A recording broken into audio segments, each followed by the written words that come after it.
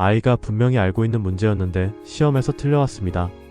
집에서 풀 때는 다 맞았고 학원에서도 설명을 잘 이해했는데 시험지 앞에서는 머리가 하얘졌다고 합니다.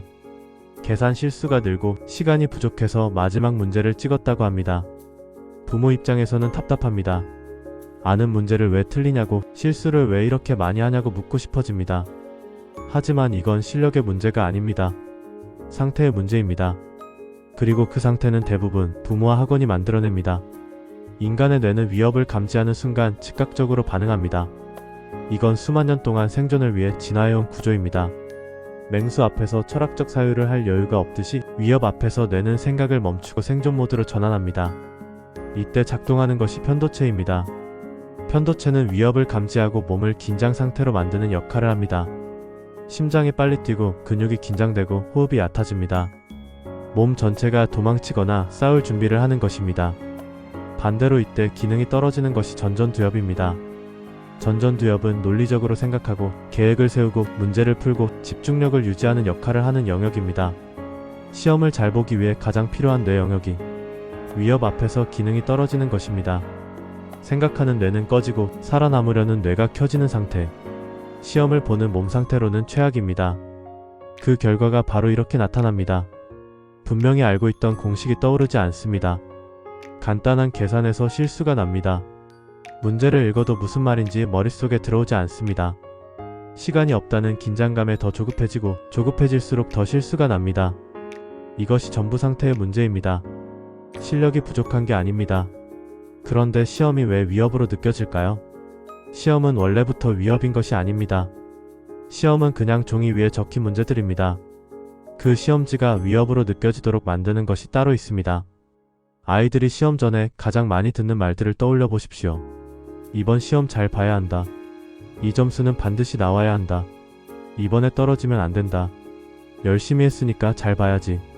지난번보다는 올라야지. 이 말들을 하는 부모나 선생님의 의도는 나쁘지 않습니다. 아이를 격려하거나 동기를 부여하려는 것입니다. 하지만 아이의 뇌는 이 말들을 의도가 아니라 결과로 받아들입니다. 아이가 이 말들에서 듣는 것은 격려가 아닙니다. 못 보면 안 된다는 신호입니다. 못 보면 실망할 것이라는 신호입니다. 못 보면 나는 뭔가 잘못된 것이라는 신호입니다. 그 신호가 쌓이면 시험 자체가 위협이 됩니다. 시험지를 받는 순간 뇌는 문제를 풀기 전에 먼저 다른 것을 떠올립니다. 부모의 표정, 선생님의 실망한 얼굴, 친구와의 점수 비교, 성적표를 받아들고 집에 가야 하는 순간, 이 모든 것이 시험지를 받는 순간 머릿속에 스쳐갑니다. 그 상태에서 1번 문제를 풀어야 합니다. 실력대로 나올 리가 없습니다. 실제로 아이들에게 직접 물어보면 흥미로운 답이 나옵니다. 시험 압박이 가장 심한 곳이 어디냐고 물으면 대부분 학교가 아니라고 합니다. 학교 선생님은 학생 한 명 한 명의 성적에 대한 기대나 관심이 상대적으로 적습니다. 30명이 넘는 학생을 동시에 가르치다 보니 특정 아이의 점수 하나에 감정적으로 반응하기 어렵습니다. 반면 부모는 말할 것도 없고 학원은 구조적으로 압박이 강해집니다. 이유가 있습니다. 아이가 성적이 오르지 않으면 학원을 그만두기 때문입니다. 학원 입장에서는 아이의 성적이 곧 생존과 연결됩니다. 그러니 시험 전후로 압박이 강해질 수밖에 없습니다. 결국 아이는 가장 가까운 두 곳, 부모와 학원에서 동시에 압박을 받습니다. 학교에서는 비교적 편하게 앉아있던 아이가 시험지를 받는 순간 부모와 학원의 기대가 한꺼번에 떠오르는 것입니다. 그 무게를 이기고 1번 문제를 푸는 것이 아이에게 얼마나 힘든 일인지 어른들은 잘 모릅니다. 시험을 못 보고 나서 아이가 학원에 가기 싫다고 하는 경우가 있습니다. 부모는 생각합니다. 게을러서, 공부하기 싫어서, 혹은 혼날 것을 알아서. 하지만 많은 경우의 이유는 다릅니다. 들킬까봐 피하는 것입니다. 평가받을까봐 피하는 것입니다. 시험을 못 봤다는 것이 드러나는 순간 선생님의 표정이 바뀌고 친구들과 점수를 비교당하고 학원에서 전화가 집으로 오는 상황. 아이는 이 모든 것을 예상합니다. 그리고 그 상황 자체가 너무 불편하고 수치스럽습니다. 이건 게으름이 아닙니다. 수치심과 긴장을 피하려는 반응입니다. 수치심은 인간이 느끼는 감정 중에서 가장 회피하고 싶은 감정 중 하나입니다. 나는 부족한 존재다라는 느낌을 주기 때문입니다. 아이가 시험을 못 보고 학원에 가지 않으려 할 때 그 아이는 공부를 거부하는 게 아니라 수치심을 피하려는 것입니다. 이걸 게으름으로 해석해서 더 몰아붙이면 어떻게 될까요? 수치심은 더 커지고 회피는 더 강해집니다. 결국 공부 자체를 수치심과 연결해서 기억하는 아이가 됩니다. 집에서 문제를 풀 때와 시험장에서 문제를 풀 때의 차이는 무엇일까요? 문제의 난이도가 아닙니다.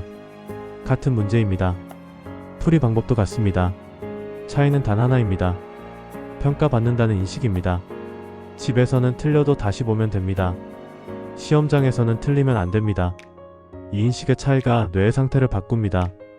평가받는다는 인식이 강할수록 편도체가 더 강하게 활성화됩니다. 전전두엽의 기능이 더 많이 떨어집니다. 그래서 역설적인 일이 생깁니다. 잘 봐야 한다는 압박이 강해질수록 실력보다 못 보는 구조가 만들어집니다. 부모가 기대를 높일수록 선생님이 더 강하게 채찍질할수록 아이는 더 긴장하고 더 실수합니다. 이건 정신력의 문제가 아닙니다. 뇌의 구조입니다. 그렇다면 어떻게 해야 할까요? 방법은 생각보다 단순합니다. 안심을 시켜줘야 합니다. 시험 결과가 아이의 가치를 결정하지 않는다는 것을 아이가 몸으로 느낄 수 있어야 합니다. 말로만 해서는 안 됩니다. 아이는 부모의 말이 아니라 반응을 봅니다. 시험을 못 봤을 때 부모의 표정이 굳어지면 아이는 시험을 못 보면 부모가 실망한다는 것을 배웁니다. 아무리 괜찮아라고 말해도 소용이 없습니다. 표정이 이미 말해버렸기 때문입니다. 이번에 어떤 부분이 부족했는지 같이 보자는 말이 왜 이것밖에 못 봤냐는 말보다 훨씬 강력합니다. 전자는 문제 해결로 이어지고 후자는 수치심으로 이어집니다. 특히 중학교 시기라면 더 중요합니다. 중학교 시험은 고등학교에서 잘 보기 위한 연습입니다. 아이가 중등 시험에 대해 이런 인식을 가져야 합니다. 시험은 연습이다. 이번에 이런 방식으로 시험 공부를 했는데 점수가 안 나왔다면 다음에는 다른 방식으로 해봐야겠다. 시간 배분을 이렇게 했는데 마지막 문제까지 못 풀었다면 다음에는 순서를 바꿔봐야겠다. 개념을 이렇게 정리했는데 응용 문제에서 막혔다면 다음에는 개념을 다르게 공부해봐야겠다. 이렇게 자신의 시험 대비 방법과 공부법을 교정하고 날카롭게 다듬어가는 과정. 그게 중등 시험의 진짜 의미입니다. 그래서 시험을 못 봤을 때 부모가 해야 할 질문은 왜 이것밖에 못 봤냐가 아닙니다. 이번에 어떤 방식으로 공부했는데 어디서 막혔어? 이 질문입니다. 결과를 추궁하는 게 아니라 과정을 함께 들여다보는 것입니다. 그 대화가 반복되면 아이는 시험을 하나의 기회로 인식하기 시작합니다. 내 공부법의 문제점을 찾아내고 고칠 수 있는 기회. 그 인식이 자리를 잡은 아이는 시험 결과에 무너지지 않습니다. 다음을 준비합니다. 이 시기에 시험을 위협이 아니라 과정으로 경험한 아이와 시험을 위협으로 경험한 아이는 고등학교에서 완전히 다른 출발선에 서게 됩니다. 시험은 잘하려고 할수록 망치는 구조가 있습니다. 편해야 잘 봅니다. 이것이 뇌의 구조입니다. 아이를 망치는 건 실력 부족이 아닙니다.